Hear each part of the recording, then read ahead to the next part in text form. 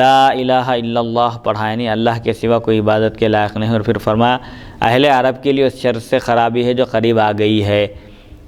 آج کے دن یاجوج اور ماجوج کا سوراخ اتنا کھل گیا ہے، آپ صلی اللہ علیہ وسلم نے کہہ کر انگشت شہادت اور انگوٹھے سے 10 کا عقد بنا کر اشارہ فرمایا، یعنی اس قدر یاجوج اور ماجوج کو جو دیوار کے ذریعے بند کر دیا گیا تھا، اب وہاں اتنا سوراخ ہو گیا ہے، اتنا حصہ کھل گیا ہے، تو جب یاجوج اور ماجوج نکلیں گے تو تباہی مچائیں گے۔ حضرت زینب فرماتی ہیں میں نے عرض کیا یا رسول اللہ صلی اللہ علیہ وسلم، ہمارے درمیان صالحین کے ہوتے ہوئے کیا ہم ہلاک کر دیے جائیں گے؟ نیک لوگ موجود ہیں تو کیا اس کے باوجود ہم کو ختم کر دیا جائے گا، ہلاک کر دیا جائے گا؟ تو حضور اکرم صلی اللہ علیہ وسلم نے ارشاد فرمایا ہاں، نیک لوگوں کے ہوتے ہوئے بھی ہلاک کیا جا سکتا ہے۔ کب؟ جبکہ برائی عام ہو جائے۔ یہ حدیث حسن صحیح ہے۔ سفیان نے اس میں عمدگی پیدا کی۔ حمیدی سفیان بن عیینہ سے نقل کرتے ہیں کہ میں نے زہری سے اس سند میں 4 عورتوں کو یاد رکھا۔ 4 عورتوں کا، خواتین کا ذکر ہے اس سند میں۔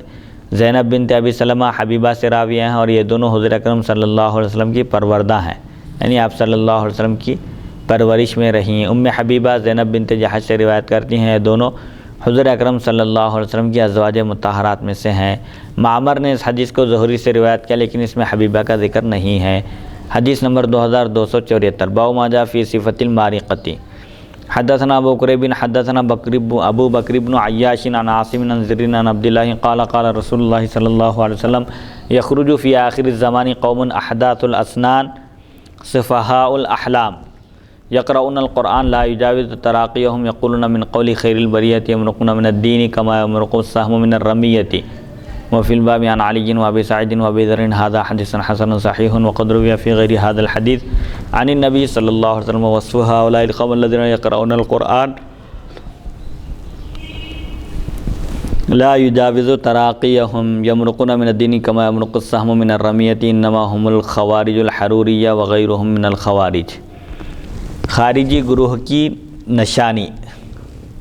حضرت عبداللہ رضی اللہ عنہ سے روایت ہے، رسول اکرم صلی اللہ علیہ وسلم نے ارشاد فرمایا آخری زمانے میں قوم پیدا ہوگی جن کی عمریں کم ہوں گی، بے عقل ہوں گے، وہ لوگ قرآن پاک کی تلاوت کریں گے لیکن قرآن ان کے حلق سے نیچے نہیں اترے گا، احادیث رسول اکرم صلی اللہ علیہ وسلم پیش کریں گے، بات کریں گے احادیث کی، لیکن دین سے ایسے نکل جائیں گے جیسے تیر کمان سے نکل جاتا ہے۔ جس طرح تیر کمان سے نکلنے کے بعد تیر کے دوبارہ واپس آنے کی کوئی امید نہیں کی جا سکتی، اسی طرح یہ لوگ بھی دین سے نکل جائیں گے، دوبارہ ان کے دین میں لوٹنے کی کوئی صورت نہیں ہوگی۔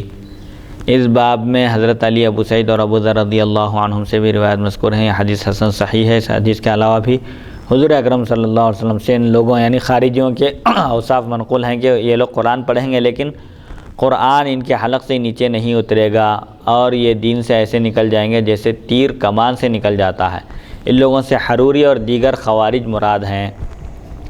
خوارج کا ظہور ہر دور میں ہوا، وہ مختلف ناموں سے ظاہر ہوئے اور قیامت تک ظاہر ہوتے رہیں گے، جس طرح مشکات شریف میں اسی مضمون کی حدیث ہے، اور اس میں لا یزالون یخرجون کے الفاظ ہیں کہ وہ ہمیشہ ظاہر ہوتے رہیں گے، نکلتے رہیں گے۔ اس دور کے خوارج کے بارے میں علامہ ابن عابدین شامی رحمۃ اللہ علیہ فرماتے ہیں کہ جیسا کہ ہمارے زمانے میں عبدالوہاب نجدی کے متبعین جو نجد سے نکلے اور حرمین شریفین پر حملہ آور ہوئے گئے، حنبلی کہلاتے ہیں، لیکن ان کے خیال میں صرف وہی مسلمان ہیں اور باقی تمام لوگ مشرک ہیں۔ چنانچہ انہوں نے اس بہانے سے اہل سنت و جماعت کا قتل مباح قرار دیا، یہاں تک کہ اللہ تعالیٰ نے ان کی قوت، شوکت اور سطوت کو توڑ دیا، ختم کر دیا، اور 1233 ہجری میں مسلمانوں کے لشکر کو ان پر کامیابی عطا فرمائی۔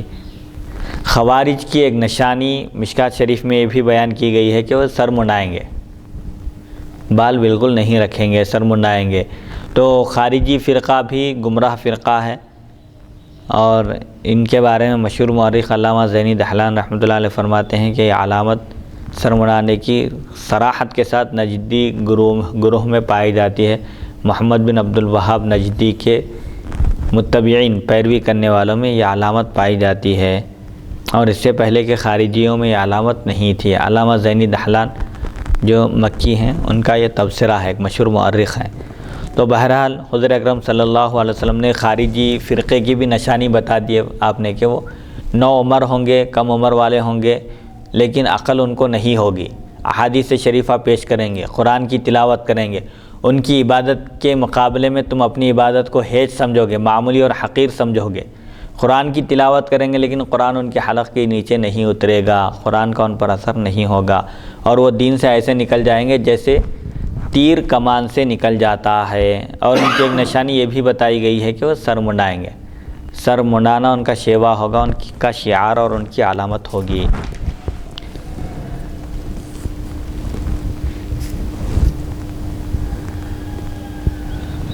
حدیث نمبر 2275 باب ما جاء فی الاثرۃ۔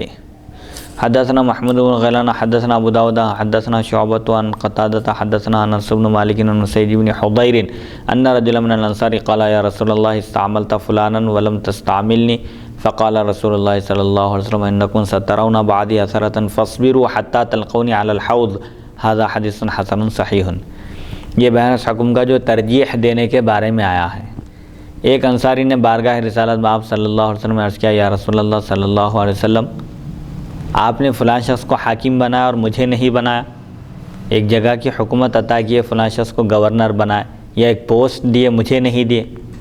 تو حضور اکرم صلی اللہ علیہ وسلم نے فرمایا تم میرے بعد ناجائز ترجیح دیکھو گے۔ حضور اکرم صلی اللہ علیہ وسلم صحابہ میں جو ترجیح دیتے تھے اس کی حکمت ہوتی تھی، ایک بنیاد ہوتی تھی کہ کسی صحابی کو عطا کیے، کسی کو عطا نہیں کیے، کسی کو زیادہ عطا کیے، کسی کو کم عطا کیے، تو یہ بقدر ضرورت حضور اکرم صلی اللہ علیہ وسلم ہر ایک کی مصلحت سے، ہر ایک کی غرض اور اس کی ضرورت سے واقف ہوتے تھے، اس لیے جس کو جو ضرورت ہوتی ہے اور جتنی ضرورت ہوتی ہے اتنا عطا فرماتے تھے۔ اس میں بھی علم غیب کا اشارہ ہے، اس میں بھی علم غیب کا اشارہ ہے کہ حضور اکرم صلی اللہ علیہ وسلم ہر ایک کو اس کی مصلحت، اس کی ضرورت کے مطابق عطا کیا کرتے تھے۔ اگر کسی کو عطا نہیں کرتے تھے تو اس میں بھی حکمت ہوتی تھی۔ تو ایک انصاری عرض کیا کہ آپ نے فلاں کو تو گورنری دے دی، عہدہ دے دیا، حکومت حاکم بنا دیے، مجھے کیوں نہیں بنا؟ تو حضور اکرم صلی اللہ علیہ وسلم نے ارشاد فرمایا کہ تم میرے بعد ناجائز ترجیح دیکھو گے۔ یہ تو جائز ترجیح ہے، کسی کے اندر ایک کمال ہے، ایک ہنر ہے، تو اس ہنر کے لحاظ سے، اس کمال کے لحاظ سے اس کو وہ عہدہ دیا گیا، لیکن آگے چل کر ایسا ہوگا کہ ناجائز ترجیح دی جائے گی۔ دونوں ایک عہدے کے لائق ہیں، ایک عہدہ سنبھالنے کے قابل ہیں، لیکن دونوں میں سے جو سب سے زیادہ قابل ہے اس کو نظر انداز کر کے جو زیادہ قابل نہیں ہے اس کو اس عہدے پر فائز کر دیا جائے گا۔ حضور اکرم صلی اللہ علیہ وسلم نے ارشاد فرمایا کہ تم میرے بعد ناجائز ترجیح دیکھو گے، بس ایسے موقع پر صبر کرو یہاں تک کہ تم حوض کوثر پر مجھ سے ملاقات کرو۔ آگے چل کر اور بہت ساری چیزیں دیکھیں گے، یہ تو عین حکمت کے مطابق ہے، عدل و انصاف ہے، اور اللہ تعالیٰ کے احکام اور اس کے قوانین سے انحراف نہیں ہے اس میں، بلکہ حضور اکرم صلی اللہ علیہ وسلم کی زبان مبارک سے جو بھی بات نکلتی ہے وہ حق ہوتی ہے، حق کے سوا کوئی اور بات نہیں ہوتی۔ تو آپ کا قول جس طرح حق پر مبنی ہوتا ہے، اسی طرح آپ کا ہر ایک عمل مبارک عین عدل و انصاف پر مبنی ہوتا ہے۔ آگے چل کر جب بادشاہ نے وقت کا دور آئے گا، دنیاوی ساز و سامان زیادہ ہوگا اور شہرت زیادہ ہوگی، دولت کی فراوانی ہوگی، تو اس وقت اور ایسے ترجیحات دیکھو گے، بلکہ حضور فرمایا صحابہ سے لیکن ایسے موقع پر صبر کرو یہاں تک کہ تم مجھ سے حوض کوثر پر ملاقات کرو۔ یعنی یہ دنیا ہے، اور انسان دنیا میں ہمیشہ رہنے کے لیے نہیں آیا، بلکہ اس کو آخرت کی تیاری کرنی چاہیے، اور آخرت میں اللہ کے پاس کس طرح بندہ مقرب بن سکتا ہے، اس کی خوشنودی حاصل کر سکتا ہے، اس کے پاس مقام بنا سکتا ہے، اس کو وہ سوچنا چاہیے۔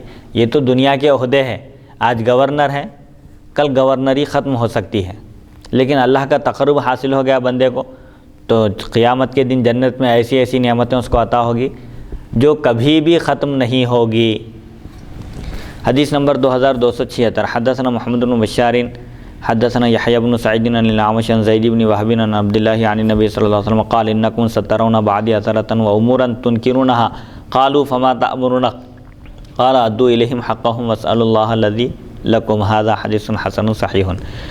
حضرت عبداللہ رضی اللہ عنہ سے روایت ہے، مخبر صادق صلی اللہ علیہ وسلم نے ارشاد فرمایا میرے بعد تم ناجائز ترجیحات اور ناپسندیدہ امور دیکھو گے، ترجیحات بھی ایسی جو ناجائز ہیں، اور کام ایسے ہو رہے ہیں کہ تم دیکھ کر اس کو انکار کر دو گے، ناپسند کرو گے۔ تو صحابہ اکرام رضی اللہ عنہم نے عرض کیا آپ صلی اللہ علیہ وسلم ہمیں ان حالات میں کیا حکم فرماتے ہیں، ہم کو کیا کرنا چاہیے اگر ایسا زمانہ آ جائے جس میں ناجائز ترجیحات ہوں اور ایسے کام ہونے لگیں جن کو ہم ناپسند کرتے ہیں؟ تو حضور اکرم صلی اللہ علیہ وسلم نے ارشاد فرمایا ان حکام کے حقوق ادا کرو اور اپنے حقوق کے لیے اللہ تعالیٰ سے سوال کرو۔ یعنی اگر تم پر کوئی حبشی غلام بھی مقرر کر دیا جائے تو حضور فرمایا کہ تم اس کی اطاعت کرو، امیر کی اطاعت کرو۔ یعنی اگر بھائی خلافت راشدہ کے بعد ملوکیت کا آغاز ہوا نا، اگر کوئی حبشی غلام بھی تم پر امیر مقرر کیا جائے تو اس کی اطاعت کرو، بادشاہ کے جو حقوق تمہارے ذمے ہیں وہ ادا کر دو۔ البتہ بادشاہ کے اوپر جو تمہارے حقوق ہیں، تمہارا جو حق بادشاہ کو ادا کرنا ہے وہ ادا نہ کرے تو اللہ تعالیٰ سے مانگو، اللہ تعالیٰ تم کو عطا کرے گا قیامت کے دن۔ دنیا میں جو تم کو عہدہ رتبہ ملنا چاہیے یا جو تمہارے حقوق بادشاہ کے ذمے ہیں وہ ادا نہیں کر رہا ہے تو تم اپنا تو کام کر دو، فریضہ انجام دے دو۔ اگر کوئی شخص ہمارے حقوق ادا نہیں کر رہا ہے تو ہم ایسا نہیں کرنا چاہیے کہ ہم بھی اس کے حقوق سے غافل ہو جائیں، بلکہ ہم کو اپنی ذمہ داری پوری کر کے اپنی ذمہ داری سے بری ہو جانا چاہیے۔ البتہ دوسروں کے ذمے جو ہمارے حقوق ہیں اگر وہ ادا نہیں کریں گے تو ان سے قیامت کے دن پوچھ ہوگی، گرفت ہوگی، سوال ہوگا، وہ اللہ کے پاس جواب دہ رہیں گے، ان کو جواب دینا پڑے گا۔ البتہ ہم کو چاہیے کہ ہم اپنے حقوق سے دستبردار ہو جائیں، اپنے حقوق ادا کر کے ہم اپنی ذمہ داری پوری کر لیں۔ یعنی اس میں کس بات کی طرف اشارہ ہے کہ اگر بادشاہ کے جو تم پر حقوق ہیں، جی، یعنی بادشاہ کی طرف سے جو تم پر ذمہ داریاں ہیں، جو کام تم پر مقرر کیے گئے ہیں وہ کام پورے کرو، پر نافذ کیے گئے ہیں، ہاں، تم اس کو پورے کرو، ہاں، اگرچہ کہ وہ شریعت کے خلاف بھی کیوں نہ ہو۔ قانون مراد نہیں ہے بھئی، یہاں پر بادشاہ کا حق کیا ہے؟ اس کی نصیحت کرنا ہے، اس کو نصیحت کرنا، خیر خواہی کے کام کی تعلیم دینا، اس کو یہ کام ہے۔ ہم بادشاہ کے حقوق مطلب رعایا پر کیا حقوق ہے بادشاہ کے؟ ماں باپ ہے، ماں باپ کے حقوق کیا ہیں اولاد پر؟ ماں باپ کی خدمت کرنا ہے، ان کا احترام کرنا ہے۔ شرک کرو ماننا ہے، وہاں پر نہیں ماننا ہے، ختم۔ لا طاعۃ لمخلوق فی معصیۃ الخالق بولے، مخلوق کی مخلوق کی بات مانی ہی نہیں جائیں گی۔ جہاں اللہ کی نافرمانی ہو، ماں باپ ہو، مرشد ہو، استاد ہو، بادشاہ وقت ہو، اپنے وقت کا کنگ ہو، کوئی بھی رہو، ایک بات ایک عام قاعدہ بتا دیے کہ بس جہاں اللہ کی نافرمانی ہے وہاں نہیں مانیں گے۔ اب بادشاہ بولا غلط کام